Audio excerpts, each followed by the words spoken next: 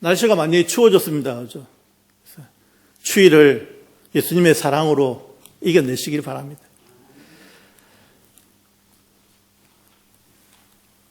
우리가 이제 이 성경을 참 많이 알면 좋겠는데, 제가 교회에서 참 초등부도 해보고 중고등부도 해보고 청년대학부도 해봤는데요. 참 아이들이 착해요. 그러면 여러분들 자녀들, 우리 성도님들의 자녀들이 착하다는 말입니다. 손자, 손녀들이 착해요. 근데 우리가 착하지만 성경을 좀 많이 알아야 되겠다는 생각을 가져봅니다. 특히 예수님에 대해서. 우리가 예수님에 대해서 예수님을 믿잖아요. 그러면 누구보다도 예수님을 잘 알아야 되고요. 또 예수님을 소개해 줄 수 있어야 됩니다. 그럼 예수님을 잘 알려면 우리가 성경을 어디를 봐야 되겠습니까? 사복음서입니다. 마태, 마가, 누가, 요한복음을 잘 아셔야 자녀들에게도 가르쳐 줄 수 있고 또 예수님에 대해서 잘 알 수가 있는데, 한번 테스트를 해봤습니다. 우리 자녀들이 예수님을 얼마나 잘 아는지 한번 이야기해 보라고 하니까 하나님의 아들 끝이었습니다. 1초죠. 하나님의 아들. 물론 맞죠. 정답은 맞는데 우리 예수님에 대해서 1시간도 이야기할 수 있고 2시간도 이야기할 수 있고 하루 종일 이야기할 수 있어야 됩니다. 그러려면 우리가 예수님을 믿는데 예수님을 잘 알아야 되지 않겠습니까? 저는 이제 사복음서를 설교하면서 어떤 부분을 할까, 길게 하면 안 되겠고 짧게 해야 되겠는데, 그래서 마가복음을 택했습니다. 그리고 이제 12월은 성탄의 계절이지 않습니까? 우리가 성탄절 예수님이 이 땅에 오신 것을 우리가 축하하고 그래야 되는데 분위기가 그렇지 않은 것 같아요. 옛날 같지가 않습니다. 옛날에는 참 성탄절 되면요 기뻤고 좋았고 또 즐거워서 막 친구들과 놀러 다니지만은 캐롤송도 부르고 막 그랬던 것 같은데 요즘은 조용합니다. 그리고 성탄절 되면요 동네 친구들, 예수 안 믿는 친구들 전도해가지고 선물 하나 주면 또 그거 받고 예수 믿는 사람도 있습니다. 근데 오늘날에는 그런 사람이 있냐라는 것이죠. 진리는 변하지 않습니다. 하나님의 말씀은 바뀌지 않습니다. 영원합니다. 문화는 바뀌죠. 환경은 좀 달라질지 몰라도 하나님의 말씀은 변함이 없습니다. 우리가 믿는 예수님은 전해야 되는 것입니다. 소개해야 되는 것입니다. 어떻게 하든 복음을 듣도록 만들어야 되는 것입니다. 그러기 위해서는 우리가 예수님을 잘 알아야 되는데요. 우리 아이들이 참 사복음서를 또 우리 전현불 사복음서 쪼개기를 한번 했거든요. 사복음서를 쪼갠다는 것은 성경을 찢는다는 것이 아니고 사복음서를 마태복음부터 해서 요한복음까지 가르쳤습니다. 16명이 참석해서 16명이 다 나오는 것도 아니고 어떤 때는 빠지기도 하고 뭐 그렇게 했지만 아무튼 잘 맞췄는데요. 사복음서를 통해 보니까 예수님에 대해서 풍성해지는 거예요. 예수님의 삶이 이런 삶이었구나. 33세 동안 사셨지만 짧은 생애를 사셨지만 식사할 겨를이 없을 정도로 바쁘게 사셨구나. 또 성경에는 다 기록이 안 되어 있습니다. 그렇죠?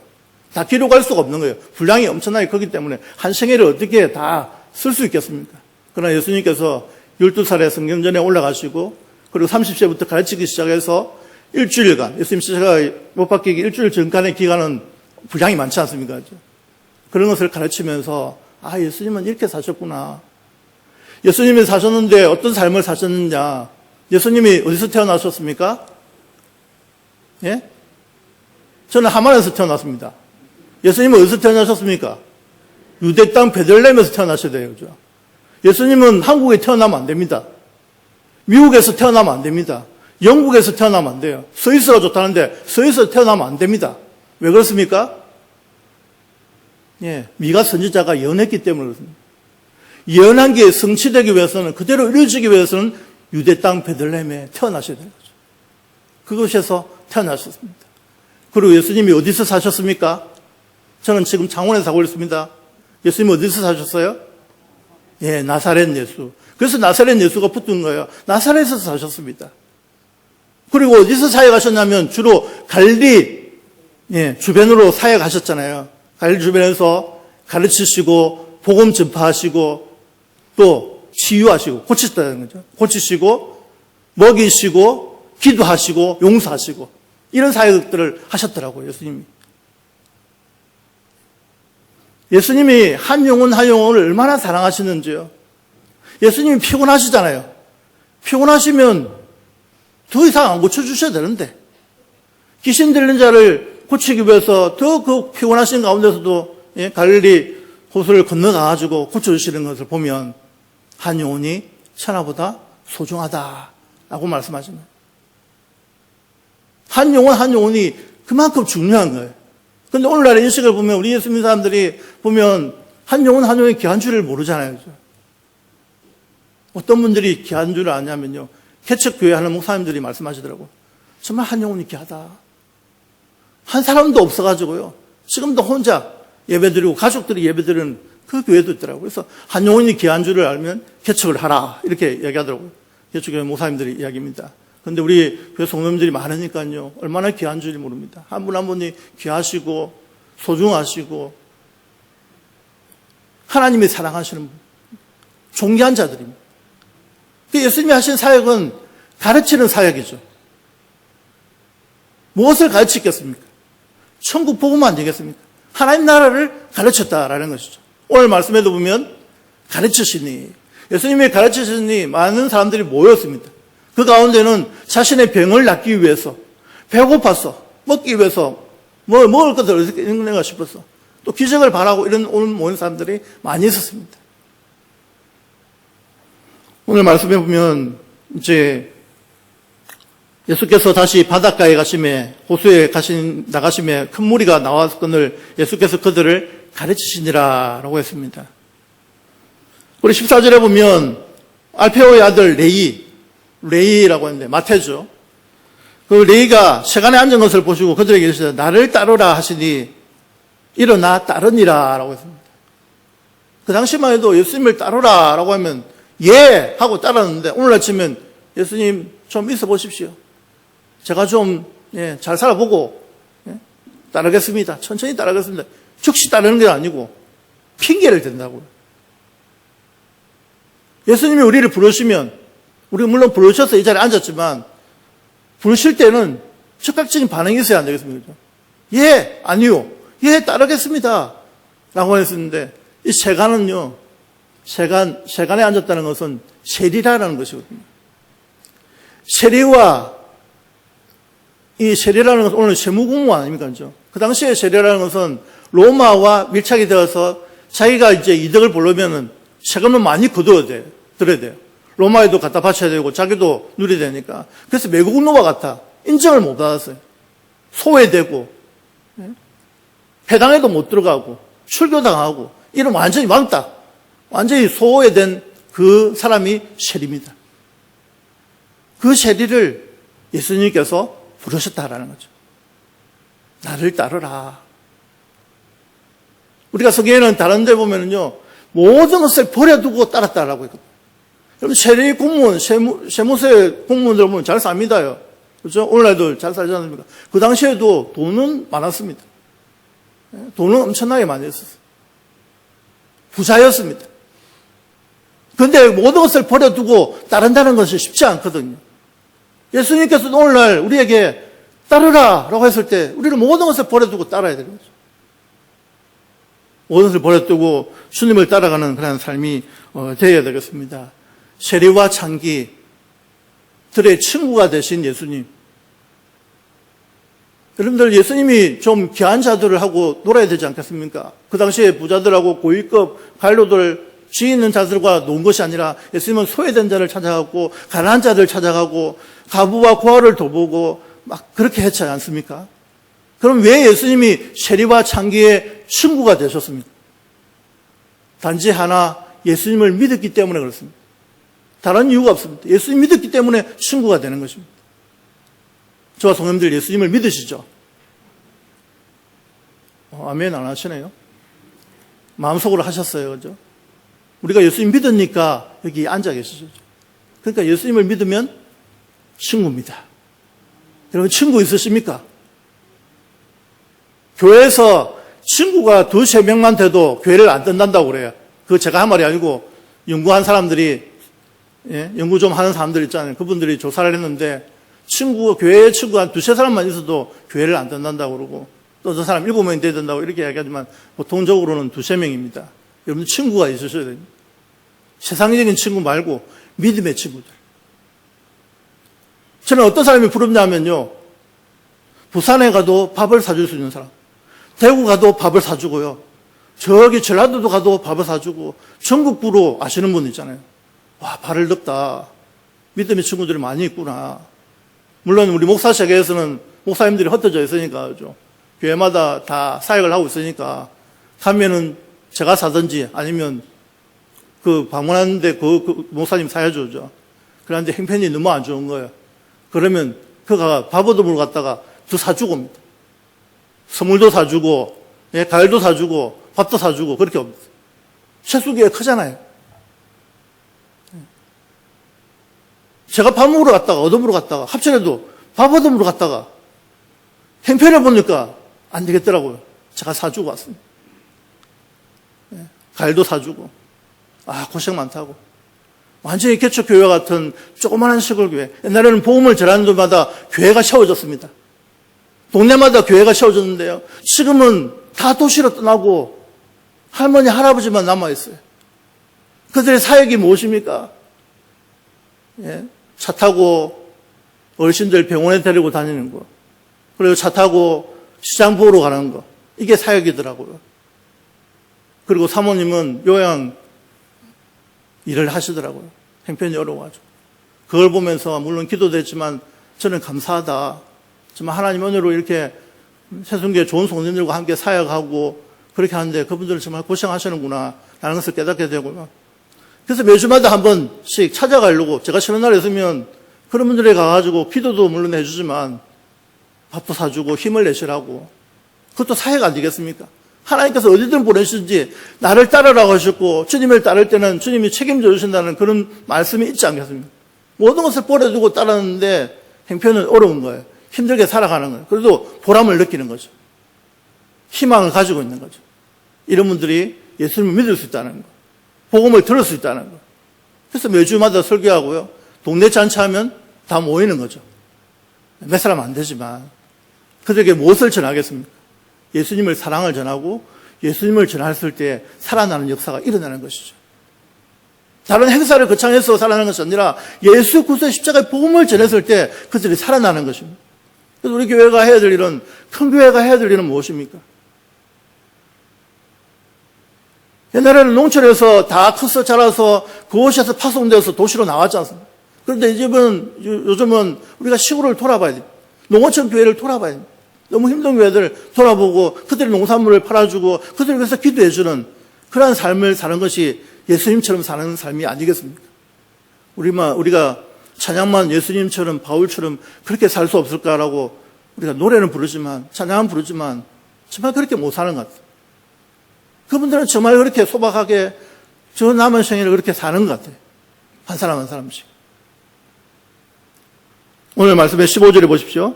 그의 집에 앉아 잡수실 때 많은 세리와 죄인들이 예수와 그의 제자들과 함께 앉았으니 이는 그러한 사람들이 많이 있어 예수를 따라 믿으라. 그 당시에 예수님을 많이 따랐습니다. 따르라고 하니까 예하고 따랐고, 또 예수님이 천국 복음을 전파했을 때 믿은 사람들이 있었습니다. 성경에는 다 기록이 되지 않지만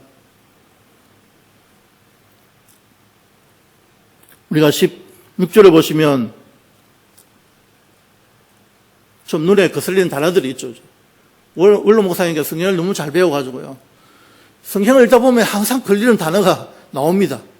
그때마다 저는 엑스페 하든지 체크를 합니다.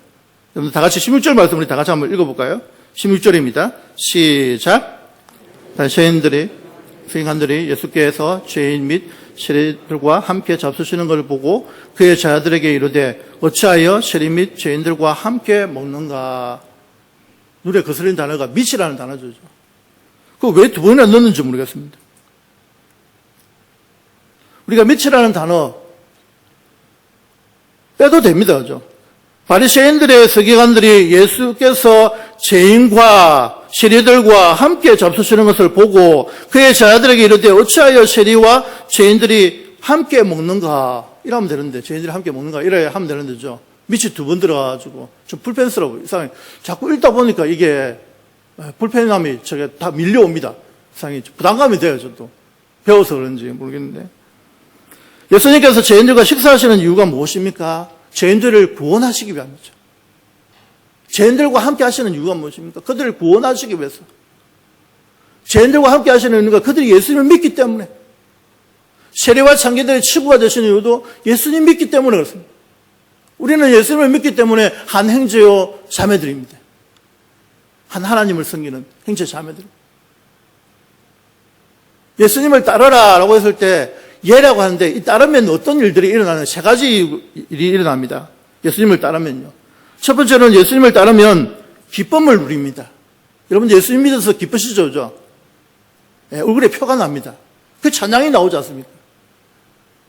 예수님을 따르면 첫 번째로 기쁨이 넘쳐납니다. 기쁨이 있습니다. 찬양하면. 두 번째로는 예수님을 따르면 존귀한 자가 됩니다. 그래서 존귀한 자들이다. 소중한 자들, 존귀한 자들. 한 영혼이 천하보다 소중하다는 말이 여기서 나온 거죠. 세 번째로 예수님을 따르면 영혼 구원의 은총을 받습니다. 우리가 예수 그리스도 믿어가지고 예수님을 믿어서 구원의 은총을 받았지 않습니까?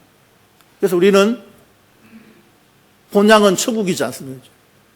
창원에 살고 있지만 본향을 위해서 날마다 살아가는 것입니다. 죄인들과 함께 식사를 한다는 것은 쉽지가 않습니다. 그렇죠? 우리가 보기 싫은 사람들 식사 안 하잖아요. 그런데 예수님은 소외된 자들, 세상 사람들이 알아주지 않는 소외된 자들과 함께 식사를 하시는 거죠. 죄인이라도 구원하시기 위해서. 그들과 친구가 되어주시기 위해서 찾아가시고 식사를 하고 함께 해주신 것입니다. 죄인들과 식사를 하신 예수님을 누가 제일 못마땅하게 여기냐면요. 이 바리새파 서기관들 있잖아요. 지적을 합니다. 바리새인들의 서기관들이 예수님께 직접 질문하기 어려운지 제자들에게 물은 거죠. 어찌하여 세리와 죄인들과 함께 먹는가? 너희 선생님이 왜 세리와 죄인과 함께 먹느냐? 이 말씀은 무슨 말입니까? 다른 말로 하면 예수님은 왜 이 세상에 오셨습니까? 라는 질문이거든요. 예수님께서 이 세상에서 오신 목적이 무엇입니까? 예수님이 왜 오셨습니까? 첫째로 예수님이 죄인을 구원하기 위해서 오셨습니다. 죄인을 구원하러 오셨습니다. 여러분 예수 믿지 않은 자가 가장 큰 죄인 줄 아시죠? 우리 주변에 예수 아는 사람들 너무 많이 있습니다. 우리 친구들 가운데도 그렇고요. 주변의 이웃들 가운데 그들에게 예수님을 전해야 됩니다. 그래야 그 영혼이 살아납니다. 육신적으로는 건강한지 모르는데 영혼이 죽어 있는 거예요. 우리는 육신과 영혼이 있습니다. 육신과 영혼이 분리되면 죽음이라는 것을 맞게 되는데 그런데 육신적으로는 건강한데 영혼이 다 죽어 있는 거예요. 요즘 젊은이들 마찬가지입니다. 영혼이 죽어 있습니다. 살려야 되지 않습니까? 그게 무엇이냐면 예수 그리스도가 들어갔을 때, 예수 그리스도의 복음이 들어갔을 때 살아나는 역사가 일어나는 것입니다. 병든 자에게 의사가 필요하듯이 죄인에게는 누가 필요합니까? 예수님이 필요합니다. 예수님의 생애를 보면 우리가 이것을 알 수 있죠. 예수님이 이 땅에 오셔서 하신 일들을 보면 우리가 알 수 있죠. 예수님은 살리시는 사역을 하셨거든요. 두 번째로 예수님이 이 땅에 왜 오셨습니까? 예수님이 이 세상에 오신 것은 사람을 섬기기 위해서 오셨습니다. 그런데 많은 사람들이 대접받기를 원하고 섬김을 받기를 원하잖아요. 우리가 예수님을 따르려면 섬기셔야 된다는 거죠. 가장 낮은 자리에서 섬기셔야 돼요. 예수님께서 제자들의 발을 씻겨주셨잖아요. 그죠? 그런 것처럼 섬긴 가운데 가장 절정은 십자가였습니다. 예수님의 섬긴 가운데 가장 절정은 십자가였고 또 우리는 섬기는 게 잘 안 되는데 섬기려고 해야 됩니다. 그죠? 제가 오래전에 이제 아버지 학교를 해봤는데요. 아버지 학교 하면서 발 씻는 장면이 있어요. 남편이 아내의 발을 씻는 장면. 얼마나 감동이 되고 은혜가 되든지. 그래, 전에는 또 교회에서도 했어요. 세족식이라고 해보셨습니까? 네, 많이 해봤습니다, 저는. 그럴 때마다 선생님이 제자를 발을 씻겨주는 때 얼마나 은혜가 되는지. 물론 씻김 받는 사람도 은혜가 되지만 씻어주는 사람도 은혜가 되는. 겸손하고 낮아지고 무릎을 꿇고 그렇게 하지 않습니다. 세상에 오신 것은 사람을 섬기기 위해서 오셨습니다. 세 번째로 예수님은 왜 이 세상에 오셨습니까? 잃어버린 자를 찾아 구원하러 오셨습니다. 그 대표적인 사람이 삭개오 아니겠습니까? 그것도 세리입니다. 세리장이죠. 돌 모아가 나무에 올랐던 삭개오에게 예수님께서 한마디 하셨잖아요. 누가복음 19장 5절에 보면 예수께서 그곳에 이르사 쳐다보시고 이르시되 삭개오야 속히 내려오라. 내가 오늘 내 집에 유하여야 하겠다. 돌 모아가 나무에 올라가 있는 그 삭개오를 내려오라고 부르신 것. 많은 사람들이 신을 찾아가지만 예수님이 하나님이신데 직접 찾아가셔서 내려오라고. 삭개오야 내려오라. 내가 오늘 내 집에 유하여야겠다. 그 한마디 말 때문에 그 인생이 바뀌지 않습니까? 누가복음 19장 8절에 보면 삭개오가 서서 주께 여짜오되 주여 보시옵소서 내 소유의 절반을 가난한 자들에게 주겠사오며 만일 누구의 것을 빼앗은 일이 있으면 내 갑절이나 갚겠나이다. 회개가 일어나는 것입니다. 우리가 예수님을 만나면 회개가 일어납니다. 나 같은 죄인을 살려주신 그 은혜를 깨닫게 되는 것입니다. 나는 부족합니다. 나는 연약합니다. 나는 죄인입니다. 하나님 용서해 주십시오. 삭개오뿐만 아니라 또 수가성의 여인, 우뭇가의 여인이 있지 않습니까? 그 여인도 예수님이 만나주시지 않습니까? 그 인생이 바뀌는 것입니다. 예수님을 만나야 인생이 바뀌는 것입니다. 신앙생활이라는 것은 무엇입니까? 예수님을 만나고 예수님을 따르는 것입니다. 모든 것을 버려두고 따라가는 것입니다. 주의 일들을 하는 것입니다. 열심히 섬기고 봉사하는 것입니다. 예수님의 대답은 17절 말씀입니다. 17절 말씀 우리 다 같이 한번 읽겠습니다. 17절 시작. 예수께서 들으시고 그들에게 이르시되 건강한 자에게는 의사가 쓸데없고 밴던 자에게야 쓸데있느니라. 나는 의인을 부르러 온 것이 아니요 죄인을 부르러 왔노라 하시니라. 아멘.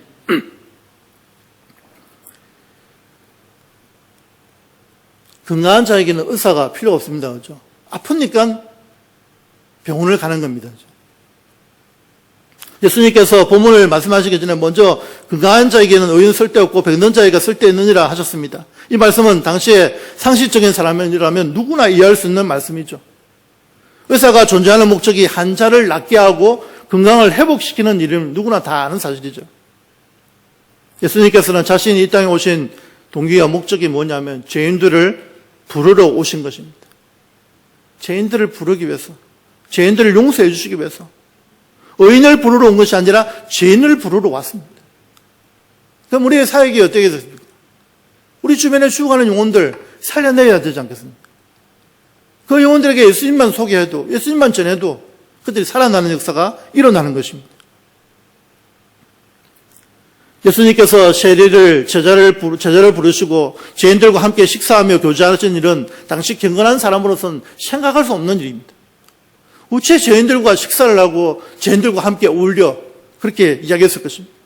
예수님께서 죄인을 구원하시기 위해 이 땅에 오셨음을 분명히 보여주기 위한 행동이죠.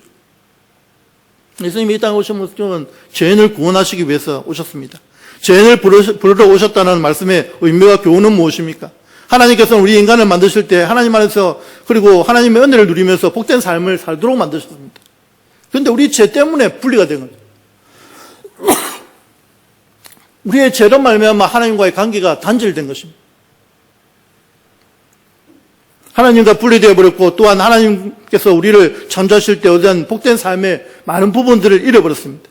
원래 우리가 경험하는 슬픔, 고통, 질병, 죽음 등 하나님께서 우리를 창조하실 때 결코 얻어야 것이 아니었습니다. 죄로 말미암아 이렇게 분리된 것입니다. 예수님께서 죄인을 부르러 오셨다는 것은 죄로 인해 분리되었던 우리와 하나님과 관계를 회복시키고 또한 하나님의 원래 인간을 창조하실 때 얻었던 복된 행복한 삶을 다시 누리게 하기 위함이다라는 것이죠. 하나님은 우리 성도들이 행복하기를 원하십니다. 하나님과의 관계를 다시금 회복하기를 원하십니다. 우리 육신적으로는 건강한데 영적으로는 하나님과의 관계가 멀어진 사람들이 많이 있습니다. 특히 코로나 시대에. 우리가 세계사로는 우리가 예수님을 기준으로 해서 예수님이 오신 전, 오신 이후로 나누지만 오늘날 이 시대에 또 나누는 방법이에요. 코로나 이전, 이후로 나눈다고 합니다.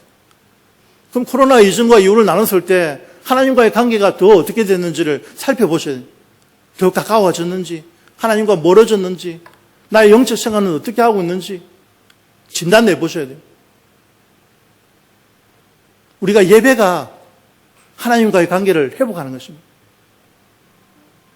예배를 들으면서 말씀을 들으면서 우리가 깨닫게 되어지고 또 그 받은 말씀들을 가지고 실천하면서 우리가 살아갈 때에 변화가 일어나는 것입니다. 사랑하는 성도 여러분, 오늘날도 어떤 사람은 자신을 도덕적으로 깨끗한 삶을 잃기 때문에 스스로 의인으로 생각하고 예수님이 필요 없다고 생각합니다. 우리 모두는 죄인이며 예수님이 필요합니다. 예수님을 만나야 되고요. 예수님을 따라야 하는 것입니다.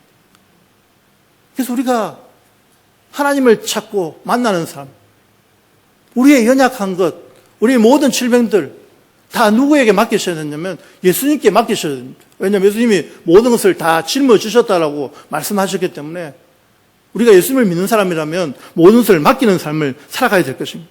우리가 갈급함을 가지고 하나님은 저는 죄인입니다. 저는 연약합니다. 저는 부족합니다라고 고백할 때 하나님의 은혜가 임하게 됩니다. 왜 은혜를 못 받으십니까? 예배드리는 가운데 누구는 은혜를 받고 누구는 못 받는데 왜 다 받았으면 좋겠습니까? 그것은 하나님 앞에 겸손하게 엎드리는 것입니다. 하나님 앞에 죄인임을 고백하는 것입니다. 부족함을 말하는 것입니다. 그럴 때 은혜가 넘쳐나는 줄 믿으시기 바랍니다. 하나님의 은혜를 경험하고 그 은혜 안에 들어가면 우리는 연약함과 죄인됨을 고백하지 않을 수가 없습니다. 그런데 우리가 잘 아는 바울 있지 않습니까? 사도 바울은 예수님 다음으로 존경할 인물인데 신약 성경 13권을 기록한 사도 바울은 뭐라고 고백합니까? 밑보다 모든 사람이 받을 만한 이 말이요. 그래서 예수께서 죄인을 구원하시려고 세상에 임하셨다 하였도다. 죄인 중에 내가 괴수니라. 바울은 자신이 죄인 중에 가장 큰 죄인이라고 고백했습니다. 죄인 중에 괴수라고. 사도 바울이 그렇게 고백을 했습니다. 우리가 죄인임을 고백할 때에 하나님의 은혜가 임합니다. 하나님, 저는 죄인입니다. 하나님께서 용서해 주셔서 하나님의 자녀 삼아주시고 하나님의 아버지를 부를 수 있는 자녀의 권세를 주신 것 감사합니다. 기쁨 속에서 살아가시기를 바랍니다. 예수님께서 오신 목적과 동기는 죄인들을 불러서 새로운 삶을 주시기 위해서, 예수님께서 주시는 구원과 새로운 삶은 누구에게는 제한 없이 누구나 받아들여야 된다는 거죠. 예수님은 죄로 인해 병든 우리의 영혼을 치료하시는 분이십니다. 예수님은 모든 질병을 치료합니다. 예수님은 우리의 모든 병든 생각, 병든 마음, 병든 영혼을 치료해 삶 전체를 건강하게 해주십니다. 그래서 우리 사랑하는 성도 여러분, 영육간에 강건하시길 바랍니다. 영혼과 육신이 강건하시길 바랍니다. 예수님은 죄인들의 친구가 되셨습니다. 저와 여러분들도 예수님 믿지 않은 사람들에게 예수님을 소개해 주므로 예수님을 복음을 전함으로써 친구가 되어주는 그런 삶을 살아가시기 바랍니다. 예수님은 세리와 창기가 왜 친구가 되셨습니까? 예수님 믿었기 때문이었어요. 그래서 우리가 예수님 믿는 사람들끼리 서로 사랑하고 서로 아끼고 감사주고 서로 위해서 기도하고 주님 앞에 서는 그날까지 우리가 믿음으로 승리하는 삶을 살아가는 성도님들 되시기를 바랍니다. 예수님은 죄인을 부르기 위해서 오셨습니다. 레위를 부르신 예수님께서 오늘날 저와 성도님들에게 말씀하신다는 거죠. 나를 따르라. 모든 것을 버려두고 예수님을 따르라. 그 음성을 들으시길 바랍니다. 주님께서 우리를 부르고 계시고 죄인을 부르신 그 예수님의 목적을 우리가 알아서 성탄절의 주인공은 내가 아닙니다. 아이들이 아니에요. 성탄절의 주인공은 예수님이십니다. 예수님을 기쁘시게 하고 하나님께 영광 돌리는 그런 삶들을 살아가는 삶이 되시기를 바라고 또 예수님의 사랑을 실천하는 우리 12월 되시기를 예수님의 이름으로 축복합니다. 우리가 힘을 얻고 또 능력을 받아서 하나님이 기뻐하시는 삶, 하나님께 영광 돌리는 삶, 남은 생애를 주님의 영광을 위해서 하나님을 기쁘시게 하는 그런 삶을 살아가는 저와 성도들 되시기를 예수님의 이름으로 축복합니다.